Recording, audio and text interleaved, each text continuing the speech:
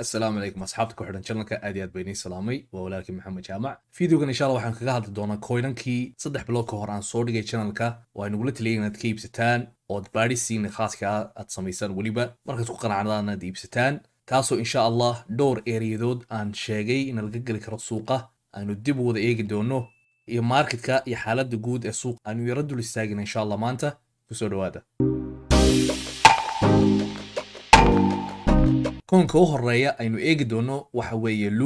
Luna sidii videogan ku sheegay maalintan ka hadlay waxay maraysay $100 iyo dheeraad maantana waxay maraysaa wax gaadhaya $95 videogana waxa ku sheegay Luna markay soo gaadho areada $50 ka waayo boqolkiiba 50 ayaa markaa la soo daadiyay waana waqtiga ugu wacan ee coinanka mashruuca leh ee technology-ga wata aad isleedahay meel buu gaadhayaa waqtiga ugu wacan ee la iibsado weeyaan marka coin walba oo suuqan ku jira 3 bilood ayna soo dhaaftay hadduu qofku qaabka u shaqaysan lahaa u iibsan lahaa coinanka maanta profit wacan ayuu haysan lahaa chartkeenu dul istaagaynaa Luna maalinta ka hadlay areadan maraysay waxay soo daadatay wax gaadhaya boqolkiiba 50% kadibna sad aragtaan si qurux badan bay u kacday oo qofka meelaha ka iibsan lahaa amba $50 aan sheegay ku sugi lahaa wuxuu haysan lahaa maanta wax gaadhaya 140% qofkii $100 ku geli lahaa maanta wuxuu haysan lahaa $140 qofkii $1000 ku geli lahaa wuxuu haysan lahaa maanta $400 marka maasha Allah dadkii ka faa'iideystay ilaahay u barakeeyo coinkan kale asna waan ka hadlay waa Polkadot sida ku sheegay videogii horeba waxa la yiraahdaa had iyo jeer waa Ethereum-ka cusub amba Ethereum buu la tartami doona mustaqbalka marka waa coin aad iyo aad u adag maalintii ka hadlay wuxuu mariyay $32 areada wuxuu soo daatay asna boqolkiiba 60% wax ku dhow maantana qofkii meelaha ka qaadan lahaa ee at least ku sugi lahaa markuu correctionka soo sameeyo amba hoos u dhaca 50% uu soo daato qofkaasi maanta wuxuu hayn lahaa wax ku dhow 66% strategy-gan oo boqolkiiba 50 markuu coinku soo daato fiidiyoada dhan badintood waad ka helaysaan oo waan ka hadlay strategy-ga dhalinyaro fara badan baa maasha Allah ila soo xiriirdhay oo tiri strategy-ga waan isticmaalay oo profit wanaagsan bay ka sameeyeen maasha Allah ilaahay ha barakeeyo inukuna insha Allah ka faa'iida coinku markuu correctionka uu soo galo uu boqolkiiba 50 60 70 uu sameeyo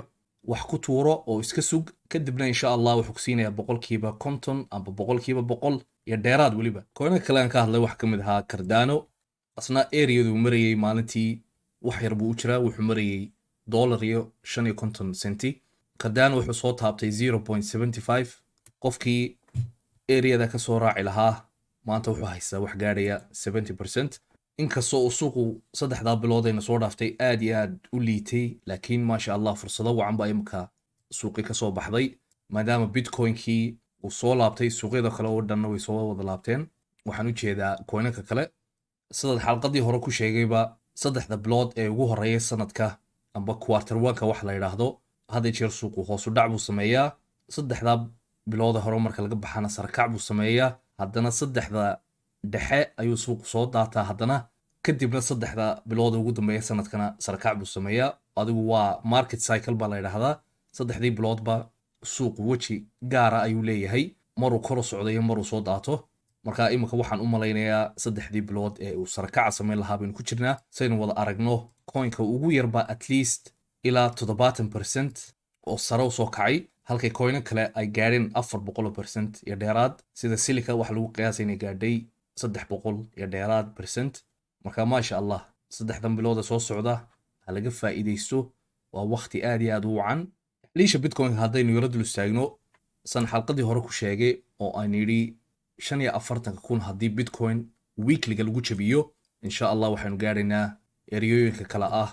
50,000 taana haddaynu dhaafno insha Allah waxay la tahay waxaan ku noqonaynaa all time high amba meeshii ugu sareysay uu gaaray bitcoinku taasoo haddii la sii jabiyo oo candle weekly haddaynu helno insha Allah ay la tahay bitcoin ilaa 100,000 waa gaadhayaa sad wada aragtaanba coinakoo dhan maasha Allah wax aynu la taliyo ma leh laanu coinka ugu yarbaa 70 ilaa 80% soo laabtay waxaan u malaynayaa weekana insha Allah in correction yar uu dhici doono maadaama coinanku si xawli ay u socdeen daily time frame-ka ba haddaynu eegno bitcoin-ka waxaanu arki karnaa isla halkan amba areadan hore wuxuu ugu sameeyey inuu haddana samaystay bitcoin-ku oo accumulation uu galay wax accumulation phase kadibna uu jebiyey dailyga weekly time frameka inuu jebiyey weliba daily time framekaba iyo daily time framekaba iminkana eriyooyinkaasi ay noo noqon karaan resistant ama meelo laga soo celin karo laakiin hadduu jebiyo biidni illah tacaala waxay la tahay ilaayo eriyadii amba meeshii ugu saraysay uu gaadhay bitcoinku inuu gaadhayo marka intaa halaga faa'iidaysto criptada